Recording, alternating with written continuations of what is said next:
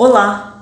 Vamos hoje fazer também aí um flashback, uma revisão da aula de literatura, porque sim, tem gente que tem coragem de virar para mim e falar assim: ai, não tem mais literatura no Enem. Claro que tem literatura no Enem, só que não é mais aquela literatura, vamos dizer assim, tão simplória, para não dizer outra palavra, como havia no passado, que lá no passado colocava-se um poema e perguntava-se quais são as características do barroco.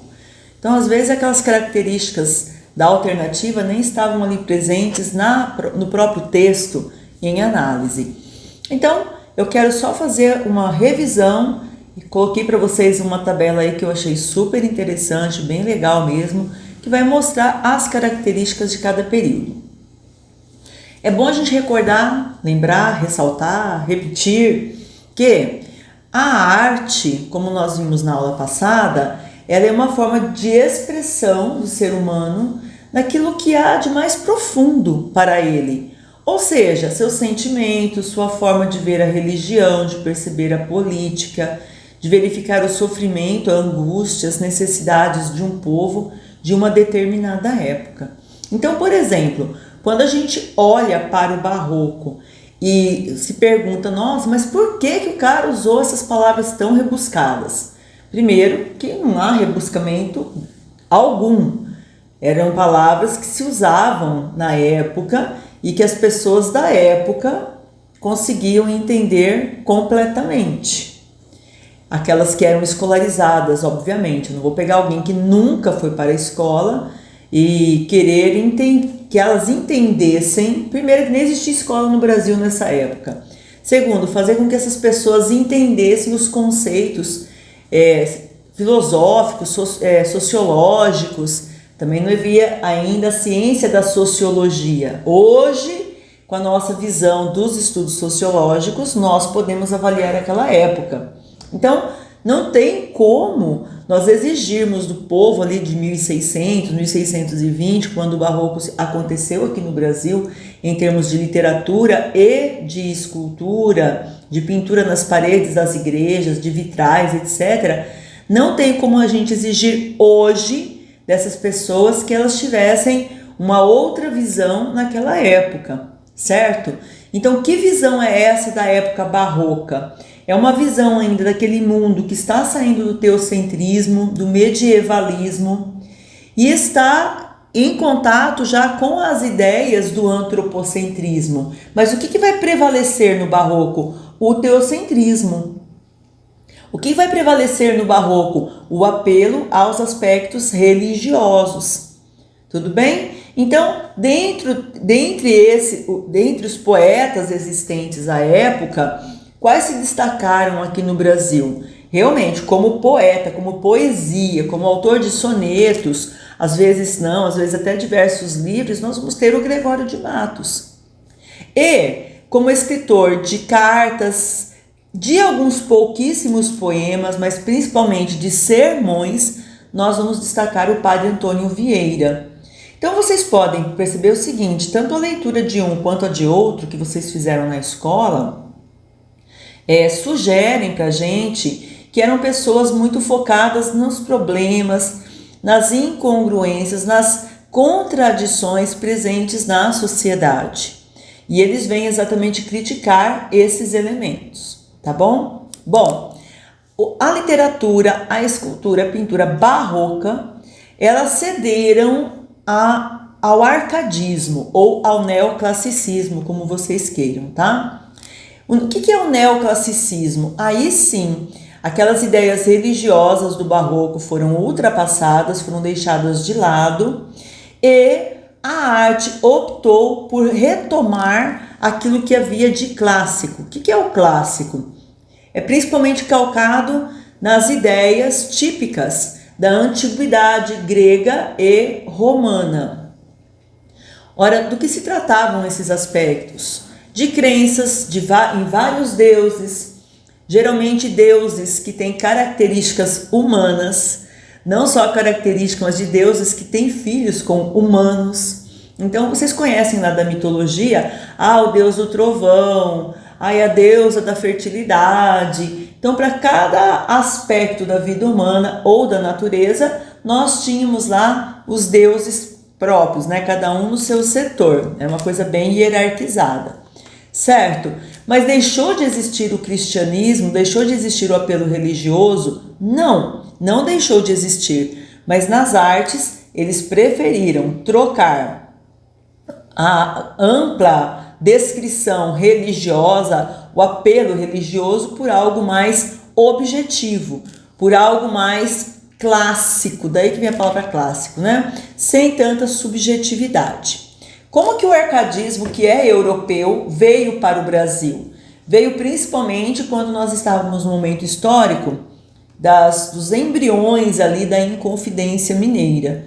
Então, não é pouca coincidência que os nossos autores árcades estejam ali envolvidos naquelas questões de Minas Gerais.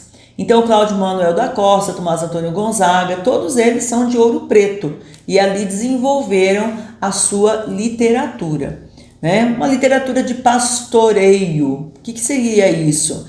Eu vou sair, né? Tinha alguns ideais como fugere urbem, que é uma expressão em latim que significava o seguinte: fugir da cidade, ir para o campo.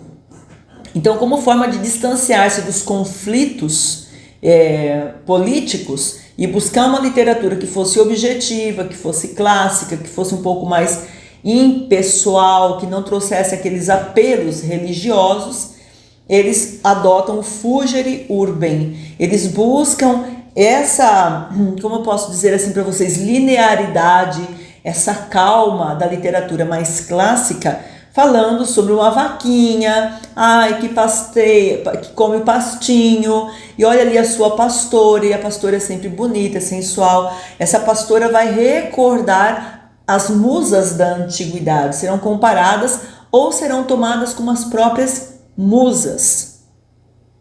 Pois bem, mas tudo passa, e a literatura que cedeu ao barroco e se tornou árcade, ela também vai se enfraquecer, principalmente depois que há ali todo aquele movimento, aquela movimentação da Inconfidência Mineira, com a morte de um, degredo de outros, né? Nós vamos ter também essa literatura ultrapassada e por encomenda ou por influência da Europa ou por qualquer motivo que vocês quiserem pensar aí, nós vamos ter o acesso ao romantismo a partir de 1836 aqui no Brasil, tá bom? Por que eu falo sobre encomenda? Existia um conflito que vocês devem ter estudado na história. Recentemente tinha acontecido a vinda da família real para o Brasil e nós tínhamos uma necessidade, eu e você não, principalmente a monarquia tinha uma necessidade de firmar o Brasil como pátria, de firmar o Brasil como uma nação independente, tanto que ocorreu em 1822 a independência. Só em 1836 vem o romantismo com essa necessidade, a necessidade de firmar, fixar o Brasil como um país independente, um país mais bonito, um país melhor de se viver. É mais ou menos assim, a gente saiu fugir de Portugal, então agora Portugal é feio, né? Essa nossa família real era muito mimadinha. Então agora nós vamos fazer com que o Brasil ganhe o estereótipo de um país em que o índio ele é sensacional, o indígena é diferente, a natureza é exuberante, as pessoas são melhores, né? E aí vocês conhecem todas as poesias românticas, principalmente de primeira e segunda geração, que são sempre assim de exaltação. A de terceira geração com Castro Alves também exalta o Brasil, mas vem criticar o sistema escravagista. Então é uma literatura social um pouquinho mais crítica, mas não tanto, tá? Geralmente ele também fica valorizando muito, e os mares, né, o sol e esses elementos naturais com um pouquinho de exagero. A prosa romântica eu não vou nem comentar então com vocês, porque ela traz ainda mais uma carga ideológica. José de Alencar era pago pela coroa para fazer romances, para exaltar o indígena, exaltar até mesmo o processo de entrada do português para os interiores do Brasil. Então, como que você vai querer? A gente lê a literatura de José de Alencar dizendo, olha, Que artista é esse, né? Sendo pago pela coroa para contar uma mentira, uma ilusão sobre um Brasil em que as pessoas eram escravizadas, as pessoas eram açoitadas, né? Os indígenas praticamente passaram por um processo de genocídio. Ninguém fala sobre isso na literatura, por isso que a gente fala que é uma literatura de idealização, que a realidade, aquilo que se passava, não estava ali retratado verdadeiramente, tá bom? Então, na verdade, se nós pegarmos um eixo aí, existe toda uma lógica nessas mudanças de perspectiva da arte literária. E o romantismo, que se estende até o início do realismo, teoricamente falando, o realismo começa em 1881 com a publicação de Memórias Póstumas de Brás Cubas, mas na minha opinião, é uma opinião mesmo, tá? Não sei qual outra pessoa pensa assim como eu, se tem algum livro que diz o mesmo. Nós temos literatura romântica até hoje. Essas músicas de sofrência que algumas pessoas curtem por aí é puro romantismo, ou seja, estamos lá no passado ainda, não é? Então, se nós olharmos bem, na verdade o romantismo ele se estende até os dias de hoje, seja em novela, filmes, músicas. Nós temos às vezes marcas desse romantismo que foi se ecoando, né? Foi se estendendo ao longo dos nossos processos de construção cultural. Muito bem, eu quero ressaltar com vocês um elemento que tem ali na tabela que fala assim, retorno ao passado. O retorno ao passado é algo extremamente romântico. Então, quando a pessoa fala, naquela época que era bom, você fala, nossa, essa sua visão romântica, né? De vez em quando a gente vai em umas reuniões aí com pessoas mais velhas, naquela época, a gente acordava cedo, não tinha tanta distração, não tinha tanta distração. O pessoal era ficcionado em novela, às vezes a gente constrói uma imagem do passado que não é realmente aquilo que a gente pensa, né? Aí é que está. Por isso que a gente coloca logo como uma primeira característica do romantismo a idealização. Até mesmo aquilo que era ruim do passado se torna bom. O passado ele é muito valorizado no romantismo de Portugal. Por quê? Porque quando se deu o romantismo em Portugal também, lá existia uma efervescência política. E aí recordar dos grandes heróis do passado era uma forma de alento. Por isso que aqui no Brasil a gente constrói o nosso herói na figura do indígena. Então você vai ter lá o Peri, a Ceci, você vai ter esses elementos aí que vão auxiliar a compor esse mito do bom selvagem, lá de Rousseau. Você vai ter esses elementos que vão te guiar, vão nos guiar em termos de cultura para fazer do nosso romantismo aqui um eco do romantismo lá de Portugal, do romantismo europeu. Mas como já falamos, barroco, subjetividade, arcadismo, objetividade.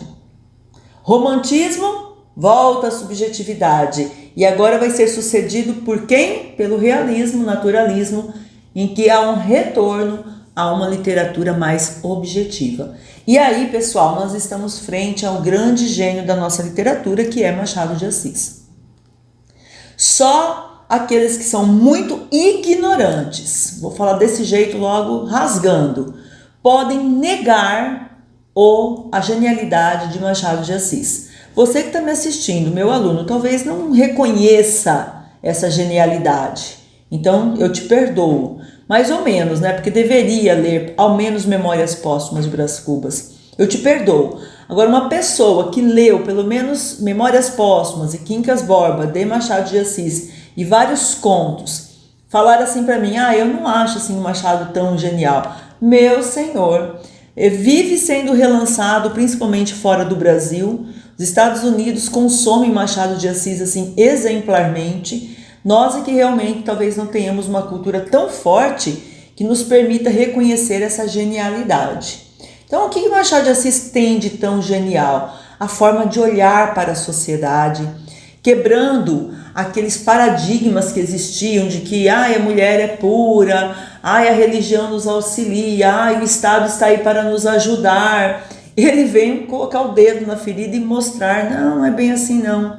Segura a onda aí, amigo. As coisas são bem diferentes daquilo que a sociedade quer mostrar nas aparências, né? Essa sociedade de ostentação, que todo mundo é religioso, mas você não sabe o que acontece lá no fundo da sacristia. Ele vai lá e conta o que acontece no fundo da sacristia, tá bom? Ai, as famílias são lindas, são perfeitas, são formadas por Deus. O marido sai para trair a mulher coloca o amante na cama dela na mesma casa. Ele vai mostrar essas estruturas sociais. E por isso mesmo Machado de Assis não era uma pessoa muito benquista. E havia certa inimizade entre José de Alencar e Machado de Assis, por conta, inclusive, dizem, de um triângulo amoroso. Não consumado, porque a mulher de José de Alencar, que era o alvo da disputa ali, sempre foi uma senhora muito bem distinta. Bom, tudo bem, continuemos. Esse realismo, ele se desdobra no parnasianismo em termos de poesia, e eis aí a surpresa. Nós temos que falar sobre parnasianismo porque os modernistas vão criticar muito os poetas parnasianos. Então vamos lá de novo. O barroco subjetivo, o arcadismo neoclássico, volta as ninfas, as musas, os deuses do Olimpo. Quando a gente achou que isso nunca mais ia retornar para a cultura brasileira, eis que, tchan, tchan, tchan, tchan, os parnasianos, Monte Parnaso, né, lá colocado como o monte em que habitavam os deuses. De novo a nossa literatura, mas isso aconteceu também na Europa, retoma essas questões de antiguidade clássica. Num momento em que o Brasil está se preparando para um processo de êxodo rural, de industrialização, de crescimento dos grandes centros urbanos, que virão a ser grandes centros como São Paulo, Rio de Janeiro, próprio Salvador, nós voltamos a falar de vaso grego, vaso chinês, um autodescritivismo, nada associado ao momento social que nós estávamos vivendo, tá bem? Um rebuscamento, palavras que muitos não compreendiam, e isso era feito propositalmente, diferente do barroco, que traz uma linguagem mais natural, mas por conta do distanciamento a gente não entende. No parnasianismo não, se queria a língua culta, o culto à linguagem. E isso, claro, afasta todo mundo da nossa literatura, menos uma elite intelectual. Para ela tá bom? Tá ótimo, então, o resto não importa. Com o simbolismo, acontece uma coisa muito interessante. Aqui no Brasil, o simbolismo começou em 1893. 94, 95, 98, 99, o que ia acontecer? Uma mudança de século. O que ocorre na mente humana sempre que nós temos situações de mudança de século? E eu já passei por mudança de milênio, de 99 para 2000, portanto eu sou uma pessoa milenar. Olha que chique, muito legal isso, eu falo que eu sou milenar. Vocês não são milenares, mas eu sou milenar. Dá um bug na cabeça das pessoas, não só na cabeça. Na mudança de 99 para 2000, falava assim do bug do milênio. Todos os computadores vão travar. Voltaremos à era zero, estaca zero da internet, principalmente do acesso a informações. Nossa, eu não sei quantificar, depois vocês pesquisem quanto se gastou para prevenir que isso não acontecesse, que os computadores zerassem, travassem. Na verdade, eu acho que isso é teoria da conspiração. Mas tudo bem, vamos voltar lá para 1893. Vai ter uma mudança de século. E vem as previsões catastróficas, vai cair um meteoro, a terra vai ser queimada, a terra vai ser inundada. Todo mundo vai para a igreja. A minha igreja mesmo, pessoal, na época que ia mudar o milênio, todo mundo começou a pagar dízimo, devolver o dízimo, porque estava todo mundo querendo fazer moral com a pessoa lá de cima. Então, aqui é a mesma coisa. É uma literatura repleta de fantasia, de imaginação, de certa religiosidade. Não aquela religiosidade de quem fala da igreja, mas a religiosidade de quem fala dos estados de alma, de espírito, essa questão assim mais etérea, daquilo que está por dentro de mim, que pulsa em termos religiosos. É isso que vai ser o simbolismo. Então, nós temos lá alguns poemas que vão mostrar exatamente isso. Os simbolistas também gostam de, linguisticamente, colocar palavras em letra maiúscula. para dizer assim, é o amor, não é qualquer amor, é a própria instituição do amor. Então, sempre que você encontra um poema com letra maiúscula, já desconfie que ele vai ser um poema simbolista. E nós podemos falar, ali a tabela de vocês fala sobre impressionismo. Por quê? Porque o impressionismo vai ser uma tendência muito mais voltada para a pintura, para a arquitetura e pouco, a gente não fala em impressionismo na literatura. A gente fala assim, que as ideias impressionistas, né, ali a valorização de alma, da interpretação da natureza, o abandono de uma estrutura regular, os simbolistas usam o soneto, os impressionistas, aqueles que foram mais influenciados pelo impressionismo, não usam tanto a estrutura própria do soneto, tá bem? Aqueles simbolistas que foram mais influenciados pelo impressionismo, eles não usam tantas metáforas, tá? Eles exploram as metáforas sim, usam sim as metáforas, mas são metáforas que, como eu posso dizer, não tão complexas, não tão complicadas, geralmente associadas à natureza, tudo bem? Então, o simbolismo vai vir logo após o parnasianismo, então eu tenho parnasianismo, simbolismo, e nós vamos ter aqui no Brasil o pré-modernismo.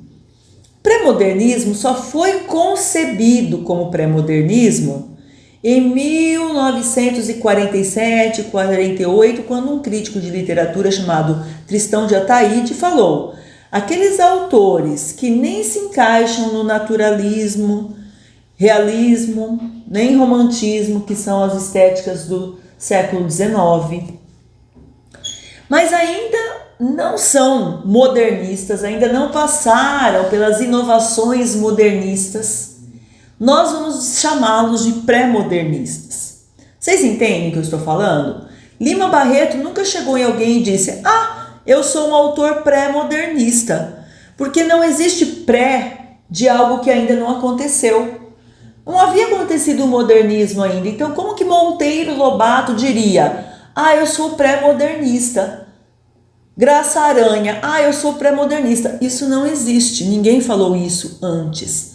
Nós só vamos falar, houve pré-modernismo, o pré-modernismo caracteriza-se porque mais tarde, depois que o modernismo já estava lá na sua terceira fase, é que vai se perceber, Lima Barreto, Monteiro Lobato, esse pessoal não se encaixa nem no realismo, naturalismo, nem no modernismo. Então, eles foram chamados de pré-modernistas. O Lima Barreto tem uma crítica muito forte à sociedade, tanto quanto Machado de Assis. Só que Lima Barreto não tem aquela genialidade da ironia, do deboche usado por Machado de Assis. Então, ele vai tratar muito mais, e aí vocês têm que ler com certeza o livro que é clássico dele, que é O Triste Fim de Policarpo Quaresma. Isso é só desgraça, mas tudo bem, amadureça. Aquela parte da nossa vida que tudo é só graça, tudo é só legal, é quando a gente está na infância. Agora você vai ter que ler uma literatura mais dura para você entender o seu próprio país e poder fazer as intertextualidades na hora da redação do Enem. Não é verdade? Tá bom? Bom, o modernismo nosso aconteceu em 3 fases. Nós ainda hoje vivemos um modernismo, uma fase contemporânea. A gente não chama mais de modernismo na literatura, falamos fase contemporânea. Então, primeiro momento, nós temos ali a Semana de Arte Moderna, aquelas inovações, o pessoal ironizando os parnasianos. Essa fase foi de 22 até 1930. A partir de 1930, você vai perceber que alguns autores ficam um pouquinho mais calmos, até recuperam algumas estruturas de soneto na segunda fase. Quem faz isso? Vinícius de Moraes, Murilo Mendes, até Cecília Meirelles tem uns sonetos. Mas geralmente a base são versos um pouco mais livres, sem aquela coisa, aquela gana, né? Queremos ser livres. Não, eu escrevo como eu quiser. Uns poetas ali como Murilo Mendes vão mais para um lado religioso, mais reflexivo, mas no mais continua a se falar sobre a brasilidade, sobre as relações familiares, sem uma temática muito bem definida. É na terceira fase, no terceiro momento, que nós vamos nos deparar com gênios da literatura. Nada mais, nada menos que Clarice Lispector, Guimarães Rosa e João Cabral de Melo Neto na poesia. Esse trio, somado a Carlos Drummond de Andrade da segunda fase e Machado de Assis, são os 5 autores brasileiros mais estudados em universidades que se debruçam sobre a literatura brasileira. São os nossos 5 gênios, né? O quinteto aí de gênios da nossa literatura. Essa terceira fase, ela vai ser um pouquinho mais politizada, um Brasil já que passou pelos processos de industrialização. Na verdade, até hoje tem processo de industrialização, mas vocês entendem, vocês sabem história mais do que eu, vocês entendem o que eu estou falando. Nós já temos um Brasil urbano, nós já temos um Brasil que já passou pelo êxodo rural, está passando. Nós já temos estruturas muito mais próximas da nossa atual realidade. Tá? Então esse aí é um panorama da nossa literatura. A literatura contemporânea é pouco conhecida de vocês, porque também é pouco trabalhada nas escolas, é uma pena. Então, vocês deixam de conhecer autores muito importantes que hoje falam sobre a nossa sociedade. Mas a vontade que eu tenho mesmo é de ver vocês escrevendo sobre a nossa sociedade. Ocorre que às vezes vocês pensam assim, mas eu não sei escrever. Sabe sim, mas eu vou errar, pede para alguém revisar. Conte as suas histórias, faça contos, né? Então seria algo bastante interessante para a gente compreender bem a nossa literatura, tá bom? Eu coloquei para vocês aí um esquema bem interessante, gostei bastante, né? Que resume o modernismo no Brasil. Então a primeira fase dele começa com a Semana de Arte Moderna, inspirado nas vanguardas europeias. Tem liberdade formal, então não vou fazer soneto, mas soneto é coisa do parnasiano, aqueles passadistas horríveis, né? Assim que eles pensavam. Vamos fazer poema livre, com marcas de oralidade. Mário de Andrade queria fazer uma gramática totalmente brasileira. Então ele fala, por que a gente escreve se a gente fala si? Vamos escrever si, é tão simples. Concordo com ele. Bom, enfim, linguagem coloquial e valorização do cotidiano. São 5 elementos que vocês têm que se lembrar aí do modernismo brasileiro na sua primeira fase. Na segunda fase, que é uma fase de consolidação, como já falei, eu já não quero mais provar nada para ninguém, já está consolidado o modernismo brasileiro. O parnasianismo ficou para trás, com a morte de Olavo Bilac, acabou o parnasianismo no Brasil. Assim que os livros teóricos falam, tá bom? Então, o que nós temos aí como característica? Reflete sobre a sociedade brasileira, como já expliquei. É uma literatura engajada. Nesse sentido, vocês podem escrever aí no ladinho da apostila de vocês o nome do Ferreira Goulart. Vai ter uma literatura muito social, voltada para aspectos sobre fome, pobreza no Brasil, atraso. A prosa vai ter romances regionalistas. Vocês podem anotar aí alguns nomes como Raquel de Queiroz, José Lins do Rego. Valoriza a fala local, gírias e expressões regionais. É uma literatura regional, vai valorizar o regional também. Escrevam também o nome do Graciliano Ramos, porque ele também se encaixa nessa segunda fase, tá bom? E por fim, chegamos à literatura de 45, que é a terceira fase do modernismo. Nós vamos estar aí envolvidos na questão da Guerra Fria, já passamos a Segunda Guerra Mundial. Nós vamos ter vários autores refletindo sobre esses estados, sobre essa situação. Na poesia, com um pouquinho mais de intimismo, a poesia mais subjetiva, mas a prosa ainda bem regionalizada, ou se não regionalizada, do tipo, vamos ver aqui o Érico Veríssimo, vamos ver no sul, né, o Érico Veríssimo, no norte também os seus escritores, Clarice Lispector aqui. Mas assim, é um regionalismo sem aquela necessidade. Vou mostrar a nossa cultura agora, tá? É um regionalismo natural. E sim, nessas últimas fases havia um pouquinho de preocupação com a estética do texto, com aquilo como eu vou falar. O pessoal da segunda não tem essa preocupação. Espero que vocês tenham gostado aí desse gráfico que eu coloquei para vocês, porque eu achei ele bem bonitinho, tá bom? Há alguns anos, eu tenho notado que os professores de literatura tem deixado de lado o concretismo. O concretismo que acontece no Brasil em 1960 e 1970. Essa literatura também é influenciada pelas vanguardas europeias. Ela vem trabalhar conosco uma poesia visual. Tanto que nós falamos o seguinte, que o concretismo ele trabalha com o branco do papel. Até mesmo esse espaço em branco vai compor a poesia concretista. Nas vanguardas europeias, nós temos esse concretismo, então temos vários autores que vêm fazer essa literatura que daqui a pouco eu vou mostrar para vocês, ela realmente vai trabalhar com a palavra no espaço em branco.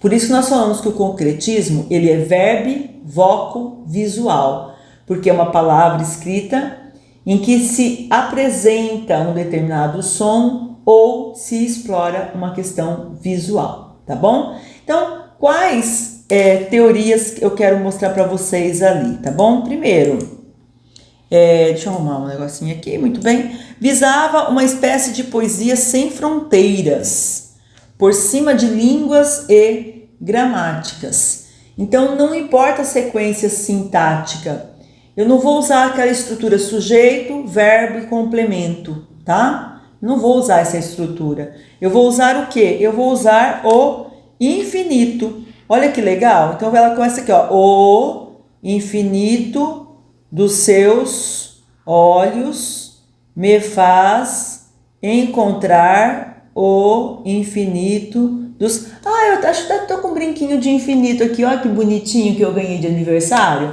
né? Então é isso mesmo. Veja que o poeta, cadê verso? Verso 1, verso 2, cadê rima rica? Cadê rima? Cadê métrica? Não, eu vou brincar com a palavra no espaço. Olha a palavra lixo, mas a palavra lixo é composta pela palavra luxo.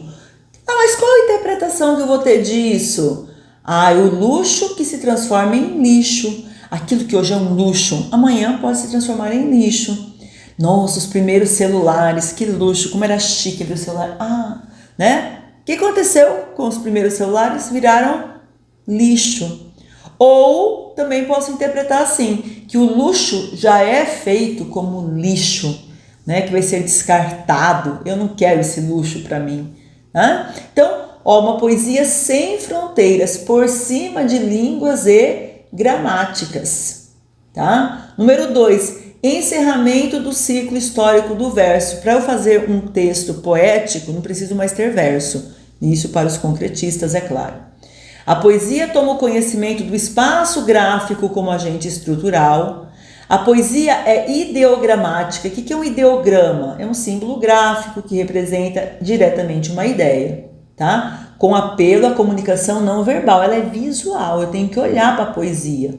Não adianta alguém ler para mim, eu vou ler a poesia agora, lixo. Não adianta nada, porque eu não estou vendo, composta pela palavra luxo. Mas nota que a palavra lixo composta pela palavra luxo. Eu preciso visualizar, tá? A linguagem é direta, ela é econômica, não é enorme, é uma coisa sintetizada, tá bem? E tem uma determinada arquitetura. Olhem aí, esses dois exemplos são ótimos, tá? A palavra usada está relacionada ao som, à forma e à carga semântica, quer dizer, essa carga de sentido que ela traz. E é uma poesia de expressão hedonística e subjetiva, ou seja, eu entendi. Se você não entendeu, que pena, tá bom? É assim que... Vamos ver outros exemplos aí? Olha, eu coloquei aqui para vocês. Do meio não há nada.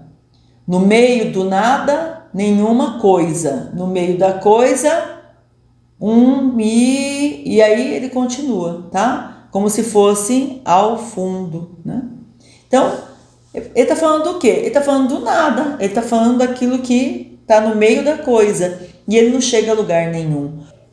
Olhem, por exemplo, aí o poema ao lado, né? O fluvial. Notem como ele começa por baixo e ele vai fazendo como que um movimento até construir a palavra pluvial. Então, o fluvial está ali na horizontal e o pluvial está ali na vertical. Por quê? Porque a água do rio fluvial corre assim e a água da chuva pluvial desce assim. Caramba! Pensou para a gente escrever um poema falando sobre isso? Com versos, com rima, com sujeito, verbo e complemento, estrutura verbal, estrutura sintática, usando os conhecimentos morfológicos? Não. O que ele faz? Ele faz um poema visual, poema concreto. Olhem por último esse poema que já caiu no Enem. Olhem só, ele tem um xi e um ri. E ainda o poeta faz metalinguagem, porque ele chama ali na esquerda e coloca ri é igual ele, o e é igual ele também, o xi é igual ela. Aí ele busca letra por letra. O S, serpens, que nos lembra a serpente. O H é o homo, que nos lembra homem. E o E é de Eva. Então nós temos ali uma história, olha, envolvendo a serpente, o homem e a mulher. Xiii! Suzana, você é louca? Não, não sou louca. É o poema que é louco, gente. Dá uma olhada, né? Então a gente tem que acompanhar o raciocínio do poeta. Por isso que se fala ali ilogicidade. O poeta não está preocupado, hedonismo. Ele não quer saber se você entendeu. Ele quis transmitir uma ideia. Você que se vira entender essa ideia, tá bom? Então esse é o concretismo muito pouco explorado nas escolas, que eu já vi quantas questões no Enem e eu quero preparar o meu aluno para lidar com isso na hora da prova, tá bom? Agora, você não se confunda. Quando a gente fala em concretistas, estamos falando da poesia. Quando falamos em neoconcretistas, estamos falando de obras conceituais, obras que são instalações. Lembram daquele conceito de instalação? Parece um trabalho escolar a céu aberto.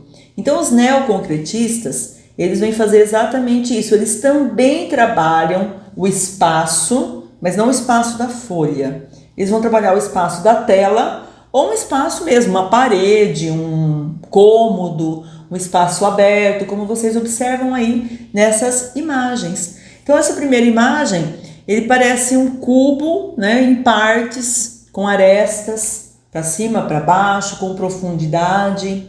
Eu posso transformar isso daí num gigantesco monumento de exposição, de instalação numa praça pública, como estamos vendo aí no segundo quadro.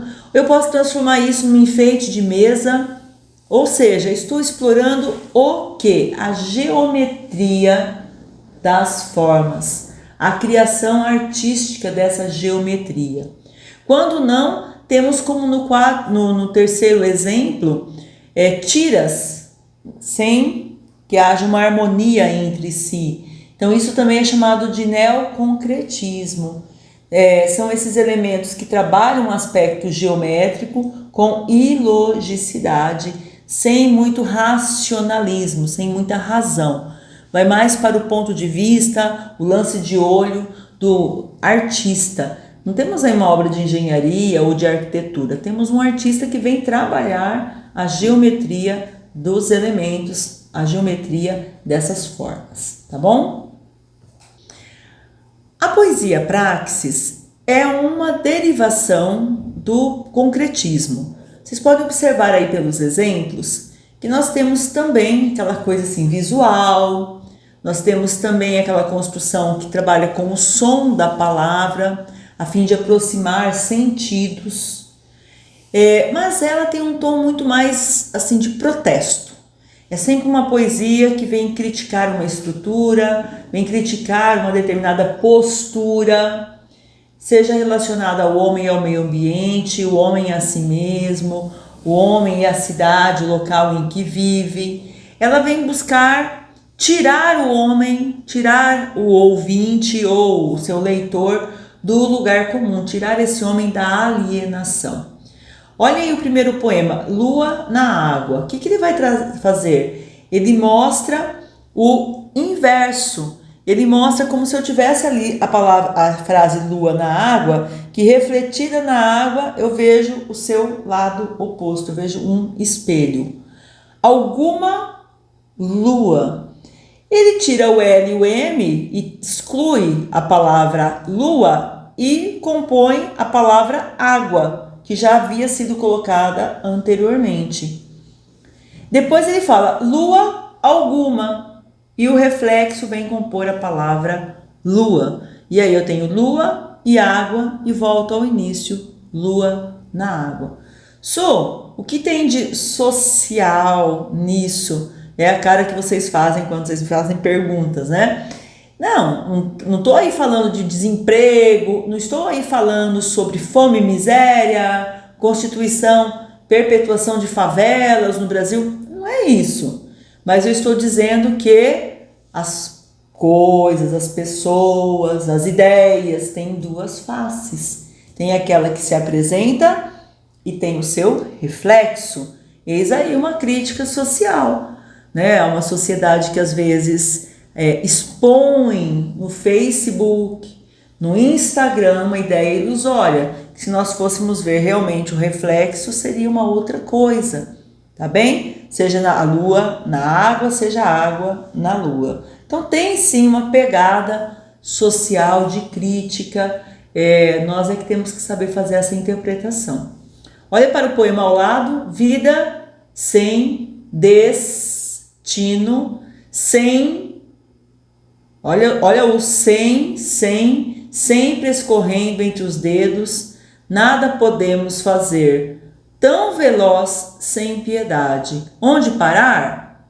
Não sabemos. Então, você parte de um pressuposto básico, vida sem destino, e chega até o não sabemos. Ali no material teórico, lá em cima se fala em princípios originais de semântica. Realmente, você percebe que tem um eixo semântico sendo trabalhado, um eixo de sentido. Eu tenho um ponto de interrogação, porque nós não sabemos onde nós vamos quando nós estamos sem destino. Tá vendo só? Eu consigo transformar em prosa, em texto verbal, com estrutura sintática, aquilo que está constituído ali por meio de um ponto de interrogação, tá? Mas aí que tem que ter a sensibilidade da interpretação, tá bom? E o poema, a palavra não vem. Pensa, e a palavra não vem. Nunca. E esse nunca vai só aumentando. Como quem diz, olha, é intenso, esse pensar é intenso o fato da palavra não vir nunca, e esse nunca se torna enorme. Coloquei para vocês também o poema Processo, que também é um poema que deriva do concretismo, tá bom? Então, o que é o poema Processo? Notem ali que eu tenho sólida, aí eu vou ter um acréscimo do o, solidão, depois eu deixo apenas o só, lida, sol, o S apenas, o A, e ele vai jogando e brincando com essas palavras que vão compondo a lida, né? Tá vendo? Olha, o dia. Então, professora, mas por que a pessoa faz isso? Porque visualmente fica interessante. Mas eu não tô vendo nada de interessante. Aí, ó, bate assim na cabeça, quem sabe você vê. Não, realmente, lembra que nós falamos? O poeta não está preocupado em te agradar, em me agradar.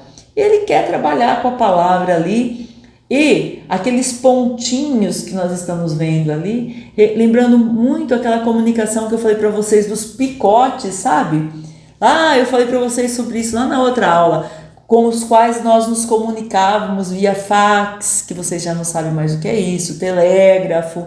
Então, é uma poesia feita na década de 60 e 70, para quem escreveu aquilo estava muito claro, tá bem? Então, ele vai trabalhando assim com a constituição das palavras. A palavra, olha o item 3 da teoria, passa a ser dispensada. Por quê? Porque eu quero uma planificação, eu quero usar um poema com signos não verbais. Eu não quero usar ali sujeito, verbo, complemento, adjunto adverbial antecipado, não. Eu fico brincando com as palavras na sua estruturação. É isso que está acontecendo ali.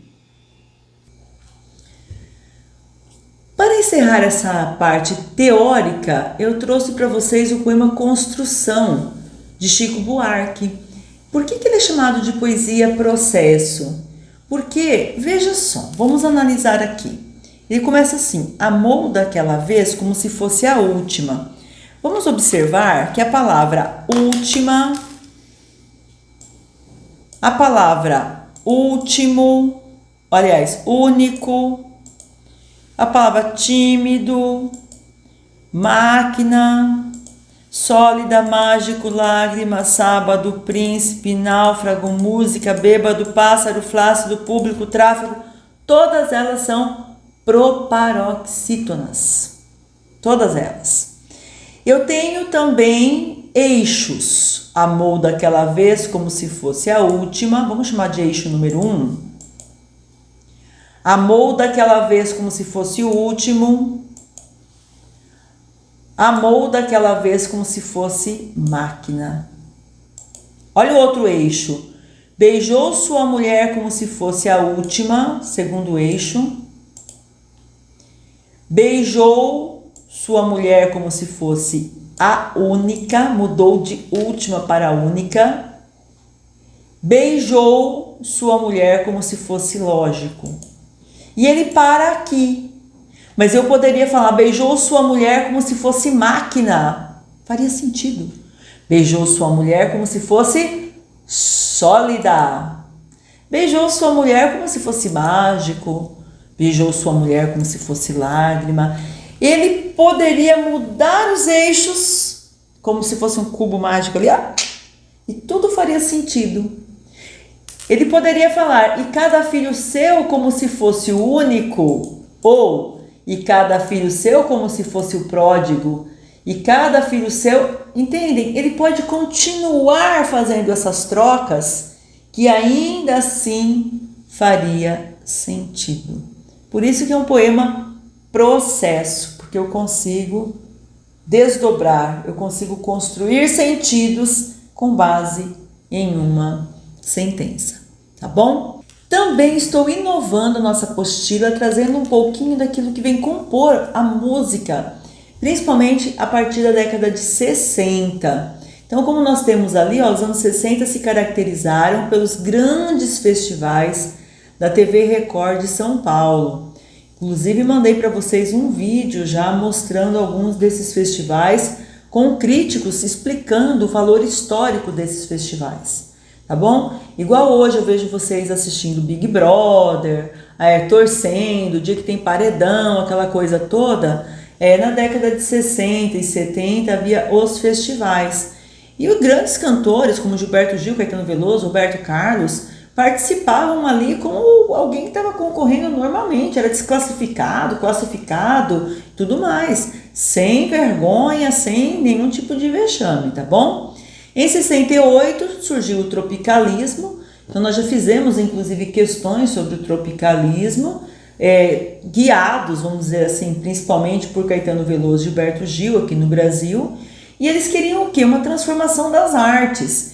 Eles queriam fazer com que a música, principalmente, fosse muito mais voltada para a realidade deles, porque eles percebiam na outra literatura, nas outras músicas, algo muito calcado ainda na tradição brasileira. E realmente eles conseguiram isso, trouxeram para a música, para a nossa expressão artística, musical, uma contemporaneidade muito mais forte, principalmente trazendo a síntese da cultura brasileira. Eu tenho, portanto, 2 nordestinos que moram em São Paulo e esses choques culturais, essa situação de você entrar num novo mundo, numa nova esfera, isso vai aparecer muito nas músicas do tropicalismo, nas músicas de Gilberto Gil, de Caetano Veloso, Maria Bethânia e assim por diante, Jorge Benjor. E o item 4 também é bem importante, quero que vocês grifem algumas coisinhas aí na apostila, tá? Convém relembrar que muitos de nossos cantores, principalmente nos anos do regime militar, mantiveram a cultura como forma de resistência e de afirmação. Então, muitas vezes eles vão colocar esses aspectos, e não se esqueçam também de que havia censores que diziam, isso aqui vai para música, isso aqui não vai para música não.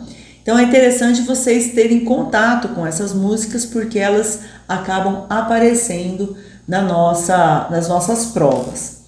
Coloquei para vocês aí um gráfico bem interessante, que ele coloca aqui, até está escrito em inglês, porque foi onde eu achei o gráfico e achei bem sintetizado. 1920, nós temos ali Noel Rosa, Cartola, Carmen Miranda. 1930, Silvio Caldas, vou falar o nome que mais se destaca, tá? 1940, Dorival Caymmi, eu gosto do Dorival Caymmi. 50, Dalva de Oliveira, Celi Campelo, Cupido, vê se deixa em paz, churururu, né? Celi Campelo. A partir de 60, eu tenho quem? Chico Buarque, Roberto Carlos, Elza Soares, que a gente até hoje ouve. A partir de 1970, Maria Bethânia, Clara Nunes, Os Mutantes, Milton Nascimento, Flávio Venturini, Raul Seixas. A partir de 80, Elba Ramalho, Alceu Valença, Zé Ramalho. Quem que não gosta do Zé Ramalho aí, hein, gente? Em 90, Marisa Monte, Daniela Mercury, Djavan, Cássia Eller, Zélia Duncan, Fagner, Calcanhoto. 2000, Zé Cabaleiro, recebi um telegrama, era você de Aracaju. Adoro o Zé Cabaleiro, já fui em show dele aqui em Cuiabá, inclusive, né? Lenine, Ivete Sangalo, Seu Jorge, Los Hermanos, Tribalistas. 2010, Duda Braque, Júlia Vargas, Ava Rocha, Criolo. Nossa, sempre tem questãozinha minha de criolo aí nas provas de vocês, não é verdade? Agora, o que eu fiz? Eu deixei aqui 2020 para vocês completarem. Quem que vocês vão colocar como destaque aí em 2020, hein? Tô doida para ver, depois vocês me contam. Vocês que vão completar as tendências atuais. Em 2021, quem é que faz a sua cabeça, né? Se me faltar você falar, eu tô com saudade. Bom, faz o que você quiser. Coloca aí quem você quiser para completar o nosso quadro. E ainda estou deixando para vocês um outro traçado, né, um outro infográfico, para falar exatamente sobre essa cultura do rádio aqui no Brasil, né? Então é interessante vocês estudarem e aproveitarem a nossa apostila, que está muito legal nessa parte de música e cultura, tá? Do Brasil para o mundo, eu estou vendo ali 1958, a Bossa Nova. Então nós já falamos sobre Águas de Março na aula passada, e vocês podem ver também Garota de Ipanema, é outra música que sempre aparece nos filmes, não é? O pessoal gosta bastante dela. Espero que vocês tenham gostado dessa aula cheia de cultura, de música, de literatura, e vamos agora para os nossos exercícios. Olá, vamos então para os exercícios da nossa aula número 9. Nossa, como que o curso passa rápido, né? Aula 10, simulado, aula 11, aula 12, teoria, simulado na 13, 14, encerramento. Uau! Vamos nessa, pessoal. Vamos pegar o texto então, que fala o seguinte, ó. A África possui os próprios estilos de reggae e centenas de bandas. Clubes de reggae são encontrados na Europa, na Austrália e nos Estados Unidos. Todos, de Eric Clapton a Caetano Veloso, já realizaram suas incursões ao reggae. O que significa isso? Todos eles tiveram sua fase de gravar músicas em reggae. A fonte desse som é a Jamaica, a terceira maior ilha do Caribe. No fim dos anos 60, o reggae também começava a conquistar certo espaço em várias regiões do Brasil, e logo o som caiu nas graças dos maranhenses. Na cidade de São Luís, o grande investimento midiático, o crescente mercado de discos e o desenvolvimento do circuito de radiolas fizeram o movimento reggae alcançar a solidez em meados da década de 80. Gente, radiola era um lugar em que se tocava um disco, tá? É isso. E assim, com certeza uma palavra que poderia oferecer uma certa resistência à sua interpretação, eu sei disso. Mas é que é uma palavra que existe, vocês que têm que buscar assim entender esses significados. E aí vinha a questão 2020 do Enem para o PPL, já expliquei para vocês, para aquelas pessoas que estão presas. Considerada por alguns capital brasileira do reggae, a cidade de São Luís também é reconhecida pelos festejos juninos, que incluem Bumba Meu Boi, tambor de crioula, cacuriá e as tradicionais quadrilhas. O conjunto dessas características demonstra a apropriação de gêneros e estilos estrangeiros na criação da música tradicional maranhense. Letra B. Inexpressividade das manifestações nordestinas em relação às novas referências estéticas. Letra C. Coexistência de referenciais culturais díspares na construção de musicalidade brasileira. Letra D. Diluição de modelos estéticos internacionais na criação de novos referenciais musicais. Sobreposição de ideias musicais caribenhas na música autenticamente nacional. E aí, qual que vocês vão cortar? Eu não sei, eu gostaria que vocês cortassem de cara, vamos dizer assim, tá? Su, não tem como a letra E. Não vamos nem perder tempo com ela, né, Su? Não vamos nem perder tempo com ela. Por quê? Porque ou é autenticamente nacional ou tem influência caribenha, uma coisa ou outra. Não dá para ser as duas coisas ao mesmo tempo, tá? Vamos voltar para o enunciado. O conjunto dessas características, o conjunto demonstra o quê? A apropriação de gêneros e estilos estrangeiros na criação da música tradicional maranhense. Apropriação... Não, eu espero que vocês não coloquem apropriação, porque eu não estou me apropriando exatamente, mas fazendo o quê? Me aproveitando de um estilo que é de outro país para ajudar na composição da própria música que eu curto, que eu ouço, que eu canto, que eu festejo, ou com a qual eu festejo aqui no meu país. Eu também teria que cortar a letra A. Eu tenho que cortar com certeza a letra B, porque você não vai sair por aí falando que a manifestação nordestina ou qualquer manifestação é inexpressiva, ou seja, sem valor, sem sentido. Não faça isso com você mesmo, né? E aí nós vamos ficar entre a letra C e D. Coexistência de referenciais culturais díspares na construção da musicalidade brasileira, ou diluição de modelos estéticos internacionais na criação de novos referenciais musicais. Nossa, ficou AIS, né? É isso mesmo, ficou mesmo tudo isso. Estava dando uma conferidinha ali. Internacionais dos referenciais musicais. E aí, qual que vocês colocariam como verdadeira? Eu espero que vocês digam letra C como verdadeira, né? Coexistência de referenciais culturais díspares.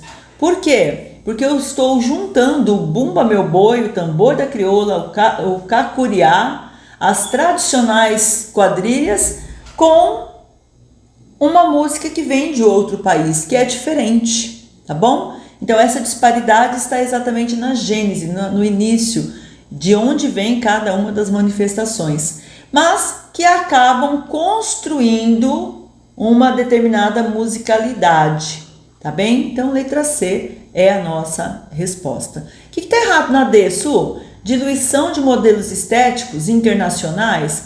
Não, não foi diluído. O reggae continuou sendo reggae, gente. Então também não posso colocar a letra D como a verdadeira, tá bom? Portanto, letra C. Na questão número 2, nós temos uma música de Lenine que fala assim: sou o coração do folclore nordestino. Bom, já começamos com uma metáfora, né? Dizer que eu sou o coração já é uma metáfora. Eu sou Mateus e Bastião do Boi Bumbá. Sou o boneco do mestre Vitalino, dançando uma ciranda em Itamaracá. Eu sou um verso de Carlos Pena Filho, num frevo de Capiba. Ao som da orquestra armorial, sou Capibaribe, num livro de João Cabral. Sou mamulengo de São Bento do Una, vindo do baque solto de maracatu. Eu sou um alto de Ariano Suassuna, no meio da feira de Caruaru. Sou rei caneca do pastoril do Faceta, levando a flor da lira para Nova Jerusalém. Sou Luiz Gonzaga, eu sou do mangue também. Eu sou mameluco, sou da Casa Forte, sou de Pernambuco, sou Leão do Norte. Cada capital tem suas figuras que são marcas de uma determinada cultura. Aqui na cidade de Cuiabá, nós tínhamos o Gegé, nós tínhamos e temos alguns humoristas, nós temos Parque Mãe Bonifácia. Quem que foi a figura de Mãe Bonifácia? É interessante vocês estudarem sobre isso. Então, se eu fosse parafrasear a música do Lenine, o que eu falaria talvez? Sou o coração do Siriri cuiabano, sou o coração do Cururu cuiabano, eu sou a própria Maria Taquara, eu sou a própria Mãe Bonifácia. Então, o que ele está fazendo aqui? Ele está valorizando os elementos culturais da sua cidade. O Capibaribe é o rio que corta a cidade de Recife, tão cantado por João Cabral de Melo Neto, tá? Então é um poema, é uma música que é cantada em que a pessoa está homenageando a paisagem, a geografia e as pessoas relacionadas ali àquela região. Tudo bem? Vamos à questão. Vamos então para a questão. O fragmento faz parte da canção brasileira contemporânea e celebra a cultura popular nordestina. Nele, o artista exalta as diferentes manifestações culturais. Então, esse pela significa por meio do quê? Qual o mecanismo que ele usou para exaltar as diferentes manifestações culturais? Isso que vocês vão ter que grifar aí, tá? Grifem para destacar bastante, para não ter dúvida depois na hora de procurar a resposta correta, tá? Letra A. Ele exaltou a valorização do teatro, da música, do artesanato, da literatura, da dança, personagens históricos e artistas populares, compondo um tecido diversificado e enriquecedor da cultura popular como patrimônio regional e nacional. Ele ele valorizou, exaltou as diferentes manifestações culturais por meio do quê? Da identificação de lugares pernambucanos, de manifestações culturais como o Bumba Meu Boi, as cirandas e os bonecos mamulengos e heróis locais, fazendo com que essa canção se apresente como uma referência à cultura popular nordestina. Letra C. Ele fez isso, exaltou as diferentes manifestações por qual mecanismo? Exaltação de raízes populares, como a poesia, a literatura de cordel e o frevo, misturadas ao erudito, como a orquestra armorial, compondo um rico tecido cultural que transforma o popular em erudito. Estranho o pessoal do Enem fazer repetição assim, no item. Não me lembro ter visto isso alguma vez, mas tudo bem. Letra D. Caracterização das festas populares como identidade cultural localizada e como representantes de uma cultura que reflete valores históricos e sociais próprios da população local. Letra E, pela apresentação do pastoril do Faceta, do maracatu, do Bumba Meu Boi e de outros como representação da musicalidade e do teatro popular religioso, bastante comum ao folclore brasileiro. Bom, qual vocês cortariam? E falem para mim, eu fico feliz quando vocês começam a cortar a certa, Assim, essa aqui tá totalmente fora. Qual dessas aí vocês diriam assim, está totalmente fora? Eu espero que vocês me digam, a letra C está totalmente fora, não tem nada desse negócio de a literatura de cordel, o frevo misturado ao erudito. Não, na verdade a letra C, ela erra ao chamar a orquestra armorial de erudito, tá bem? Porque não é uma orquestra erudita, é uma orquestra popular, e dizendo que é isso que vai compor o rico tecido cultural que transforma o popular em erudito. Nenhum popular foi transformado em erudito, tá? Não há essa perspectiva, nem há isso no fato, nem a música trata desse aspecto. Então a letra C é aquela óbvia que você teria que cortar rapidamente para não ficar sofrendo com 5 alternativas. Vamos sofrer com 2 ou 3, mas não com 5. Qual seria a outra que vocês cortariam? Eu cortaria também a letra A, bem rapidamente, por conta desse como patrimônio regional e nacional. Porque se ele é nacional, eu não vou falar regional. E outra coisa, o texto está falando em si da composição de uma expressão regional, não de uma expressão nacional. Ele está falando das expressividades ali em Recife e não do país todo. Então teríamos que cortar a letra A e a letra C. Pergunto, qual outra você cortaria? Olha bem para elas. Qual outra? Próprios. A letra B está bem próxima da verdade, a letra D também. Eu cortaria a letra E por conta dessa questão aqui do teatro popular religioso, certo? E também porque o pastoril, o maracatu e o bumba meu boi, os altos, eles não são colocados como representação da musicalidade. Eles são a própria musicalidade, eles têm músicas próprias, eles têm músicas típicas. Eu achei a letra E meio difícil, mas também cortaria a letra E. E nós ficaríamos aí então com a letra D e com a letra B. Qual para você é a resposta? Letra B de bola. Essa é a nossa resposta, essa é que nós deveríamos assinalar. Identificação com lugares pernambucanos, é o que ele faz na música toda. Ele não vem caracterizar as festas populares, ele fala das festas populares. Esse verbo caracterização aqui, a palavra caracterização, está fora, ele não está ali caracterizando. Ele até menciona algumas festas, mas para falar das manifestações musicais. Portanto, a resposta é a letra B. Vamos então para a nossa questão número 3. A dupla Claudinho e Bochecha foi formada por 2 amigos de infância que eram vizinhos na comunidade do Salgueiro. Os cantores iniciaram sua carreira artística no início dos anos 90, cantando em bailes funk de São Gonçalo, no Rio de Janeiro. E fizeram muito sucesso com a música Fico Assim Sem Você. Avião sem asa, fogueira sem brasa, sou eu assim sem você. Ai, impossível dar uma cantadinha nessa música, né? Em 2002, Fico Assim Sem Você em 2002. Bochecha trabalhou por um bom tempo como office boy e Claudinho atuou como peão de obras e vendedor ambulante. Muito bem. Texto número 2. Ouvi a canção Fico Assim Sem Você no rádio e me apaixonei instantaneamente. Quem não, né, gente? Não tem como. Quando isso acontece comigo, não posso fazer nada a não ser trazer a música para perto de mim. E então começar a cantar e tocar sem parar, até que ela se torne minha. A canção caiu como uma luva no repertório do disco e eu contava as horas para poder gravá-la. Ai, fiquei até emocionada, porque a música fala, e conta as horas para poder te ver, né? Então ela fez aí uma intertextualidade, a Adriana Calcanhoto, com a própria música sobre a qual ela está falando nesse texto metalinguístico. Vamos à questão, que também é uma questãozinha do Enem.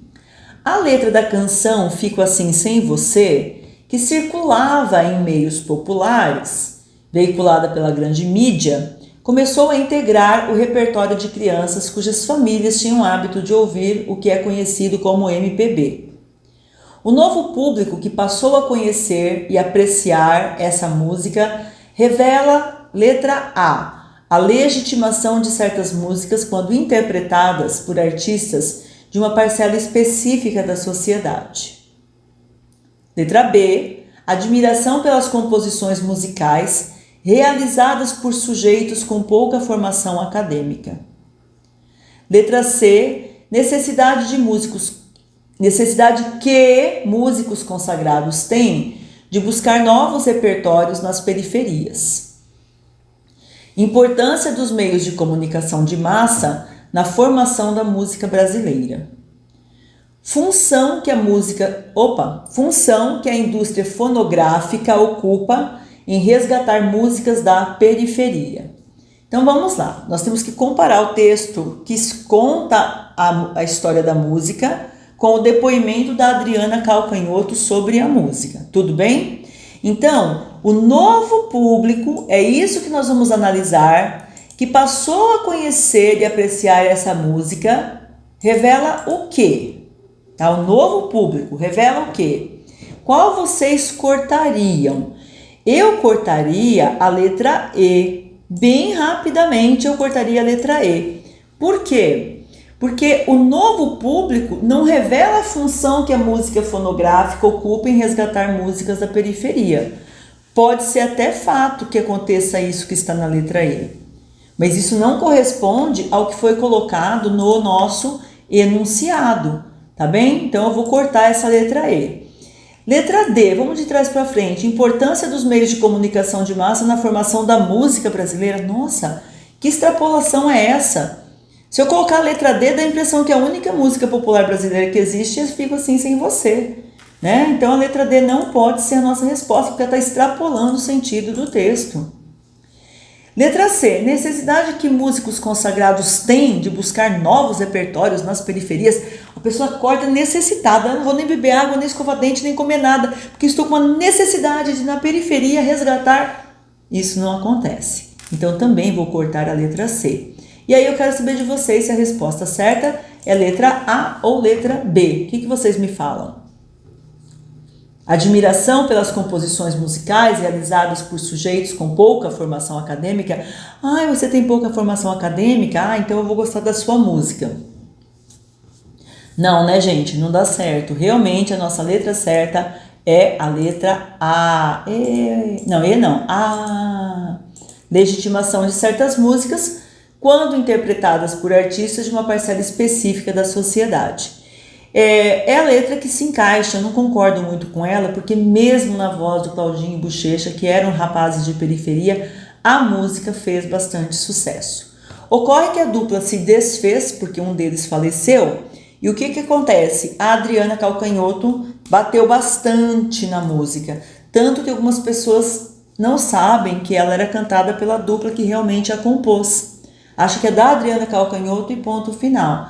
Tá bom? Então, não que a Adriana tenha se apropriado, mas é que ela cantou, ela executou muito mais essa música, tá bom? Então, a letra A é a única que não está errada e que mais ou menos, né, se aproxima daquilo que a gente sabe a respeito da música, tá bom? Letra A. Vamos então para a nossa questão número 4. E o texto 1 fala o seguinte: os meus pensamentos são todos sensações. Penso com os olhos e com os ouvidos, e com as mãos e os pés, e com o nariz e a boca. Muito bem, uma poesia aí totalmente sinestésica, né? E o texto 2 fala o seguinte: tudo aquilo que sei do mundo, mesmo por ciência, eu o sei a partir de uma visão minha, ou de uma experiência do mundo sem a qual os símbolos da ciência não poderiam dizer nada.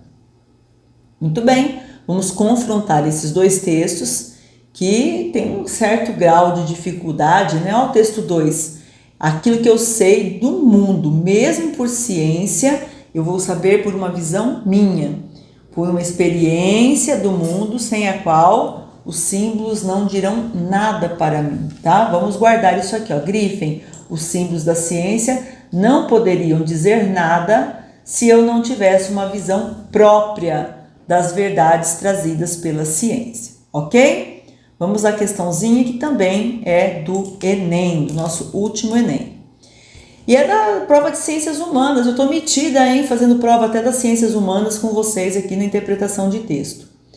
Os textos mostram-se alinhados a um entendimento acerca da ideia de conhecimento, uma perspectiva que ampara o quê? Essa perspectiva do conhecimento ampara a anterioridade da razão no domínio cognitivo? Cognitivo é do conhecimento, tá bem? A anterioridade da razão? Bom, a perspectiva da ideia de conhecimento é amparada pela confirmação da existência de saberes inatos, ou seja, aqueles saberes com os quais você já nasce. A perspectiva das ideias de conhecimento são amparadas pela valorização do corpo na apreensão da realidade. Ou a verificabilidade de proposições no campo da lógica. Ou a possibilidade de contemplação de verdades atemporais. Bom, o que a gente vai cortar aí de cara, sem dúvida, sem medo? Essa questão da letra E, possibilidades de contemplação de verdades atemporais. O texto não está falando de verdades fora do seu tempo, ele está falando das verdades que a ciência nos traz. Então eu vou cortar a letra E. Vou cortar também, sem dúvida, a letra A, anterioridade da razão no domínio cognitivo. Como assim? Uma razão racional anterior? Ele está falando de experiências, eu também tenho que buscar essas experiências para compor a minha resposta, tá? Vocês ficariam com qual? Confirmação da existência de saberes inatos, valorização do corpo na apreensão da realidade ou verificabilidade de proposições no campo da lógica? Eu cortaria a letra D, porque se eu colocar a letra D como resposta, estou ignorando o texto número 1. Qual das duas alternativas aí melhor corresponde àquilo que vocês estão pensando sobre o texto 1 e texto 2? Notem que o texto 2 é totalmente sinestésico, ele fala que ele pensa por todos os sentidos. Ele usa o ouvido, ele usa o tato, ele usa a visão. Portanto, as coisas do corpo, tá aqui ó. Letra C, a nossa resposta. Não é confirmação de existência de saberes inatos. Ele fala sobre experiência. A experiência é algo que eu vou adquirir, eu vou obter com o tempo, com os anos de vida. Então não é existência de saberes inatos. Realmente vou cortar também a letra B aqui para ficar bem clarinho para vocês. E a nossa resposta é a letra C, ok? Vamos então para a nossa questão número 5. Uma questãozinha aí envolvendo o romance Senhora de José de Alencar. Seixas era homem honesto, mas ao atrito da secretaria e ao calor das salas, sua honestidade havia tomado essa têmpera flexível de cera que se molda às fantasias da vaidade e aos reclamos da ambição. Era incapaz de apropriar-se do alheio ou de praticar um abuso de confiança, mas professava a moral fácil e cômoda, tão cultivada atualmente em nossa sociedade. Não só daquela época, né, gente? Olha, como que a gente adora um feriado, né? Então, por mais que eu tenha que trabalhar, não, vamos descansar, fácil e comodamente. Segundo essa doutrina, tudo é permitido em matéria de amor. E o interesse próprio tem plena liberdade, desde que se transija com a lei e evite o escândalo. E não é à toa que ele trocou a mulher que ele gostava, que era a Aurélia, por alguém que tinha um dote maior, né? Deu maior fora na Aurélia e falou, vou casar com alguém que seja rica. E depois a Aurélia ficou mais rica ainda e pagou por ele, tá bom? Então esse é o Seixas. Vamos ver o que a questão pedia da gente. A literatura romântica reproduziu valores sociais em sintonia com seu contexto de mudanças. No fragmento de Senhora, as concepções românticas do narrador repercutem o quê? A resistência à relativização de parâmetros éticos, a idealização de personagens pela nobreza de atitudes, a crítica aos modelos de austeridade dos espaços coletivos, a defesa da importância da família na formação moral do indivíduo, representação do amor como fator de aperfeiçoamento do espírito. Qual vocês... Vamos começar assim, com aquela que vocês cortariam. Su, eu cortaria a letra... Eu espero que seja a letra C, que você logo vai cortar. Por que a letra C? Porque o texto não está criticando os modelos de austeridade nos espaços coletivos. Não é disso que se trata a questão, tá bem? Ele não está falando do espaço coletivo, ele está falando do Seixas. Então, a letra C foge do texto, foge completamente do texto, tá? Idealização de personagens pela nobreza de atitudes. Ele está falando que ele poderia praticar ele praticava uma moral fácil e cômoda. Que nobreza de atitude é essa? Então vamos cortar a letra B também, ela vai contra o que o texto fala sobre o personagem, tá? Ai, defende-se a família, nem se toca, não, nem se fala sobre família, né, nesse texto. Então como que eu posso assinalá-lo como verdadeiro? Não tem como, tá, gente? Letra A ou letra E? Resistência à relativização de parâmetros éticos ou a representação do amor como fator de aperfeiçoamento do espírito? A que está mais errada é a letra E, tá bem? E a letra A? Eu não entendi muito bem quem elaborou a questão falando sobre resistência. Porque, tudo bem, ele aqui fala assim, olha, mas na sua honestidade, ele tinha honestidade, portanto, então ele resiste, havia tomado essa têmpera flexível de cera, ou seja, ela se moldava, né? E que se molda, tá bem aqui a palavra, né? As fantasias. Era incapaz, talvez esteja aqui essa resistência, de apropriar-se do alheio. Vamos interpretar que essa resistência esteja ali. Mesmo assim, eu não achei que fosse muito apropriado. Mas como eu estou falando, é a menos errada. Então dá pra gente colocar sim a letra A como resposta. Tá? Foi o que eu fiz. Eu acertei essa questão no Enem, tá bom? Isso que eu quero falar para vocês.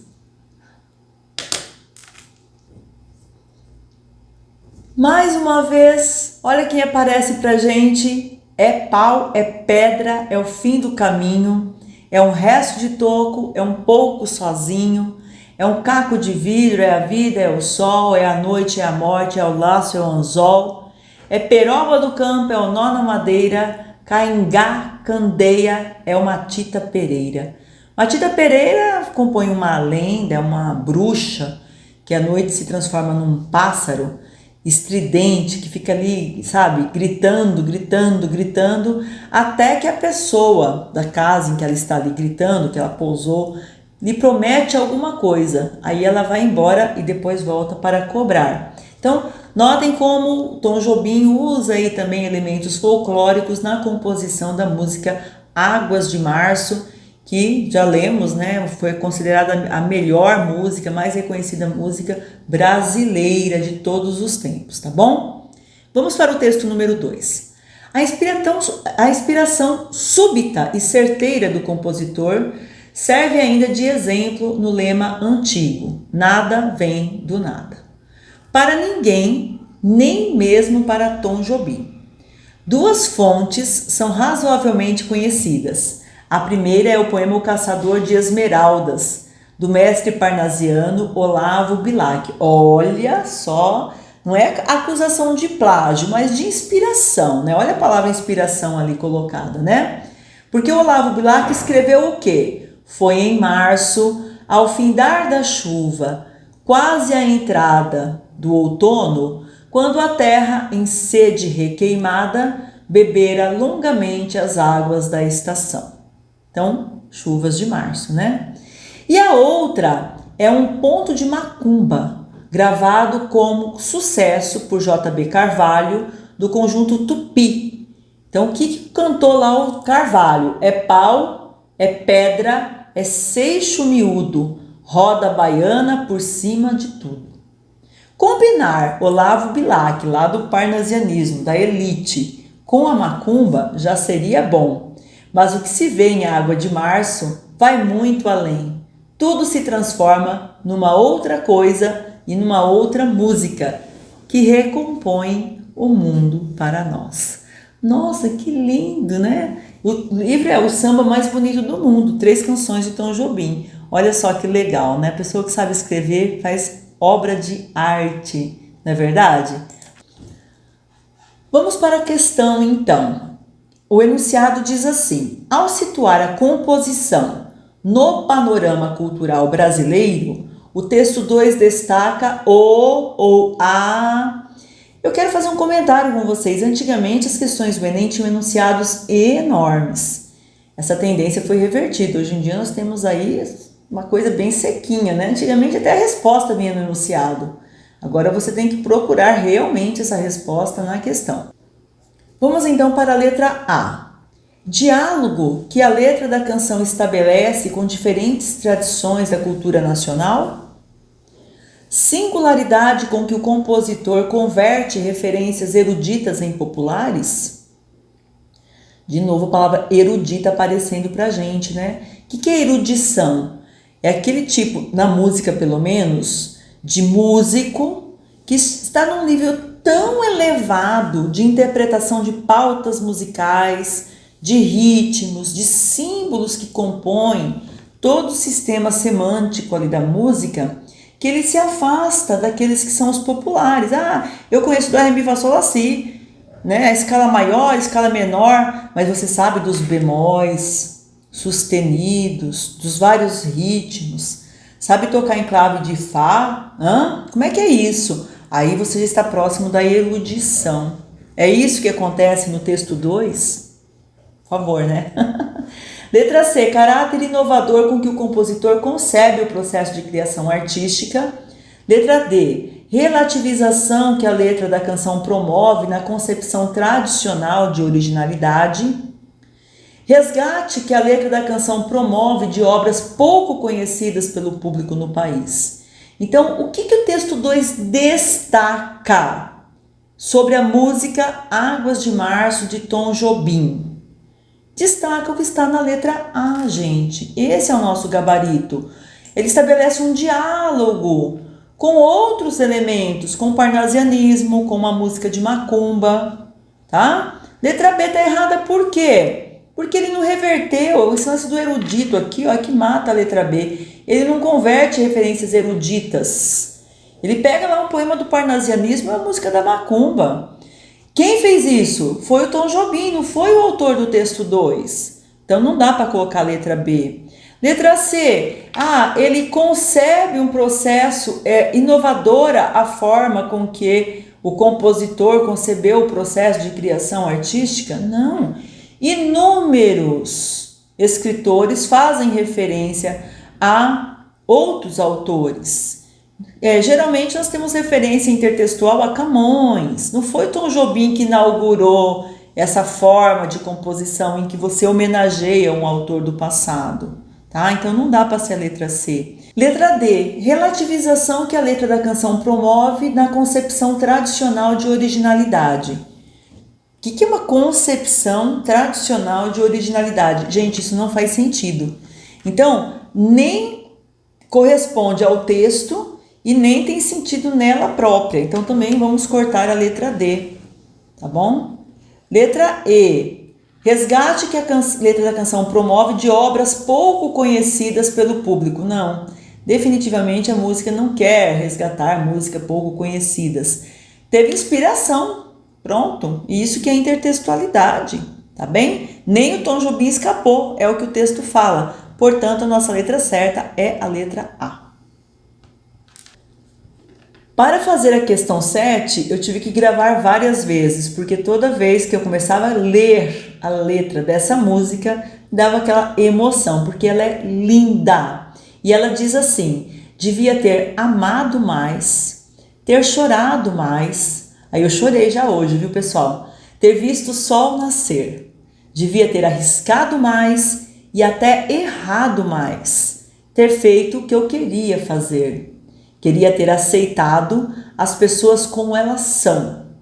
Cada um sabe a alegria e a dor que traz no coração. Devia ter complicado menos, trabalhado menos, ter visto o sol se pôr. Devia ter me importado menos com problemas pequenos, ter morrido de amor. Tudo isso estaria no epitáfio desse eu lírico. O que é o epitáfio? É aquela mensagem de despedida quando a pessoa morre. Geralmente nos cemitérios nós temos ali uma pequena frase. Ele está construindo toda uma obra para dizer o que ele devia ter feito em vida. O que ele devia ter feito e que ele não fez. Vamos ouvir aí o conselho dele e quem sabe mudar alguma coisa na nossa vida, tá bom? E vamos para a questão.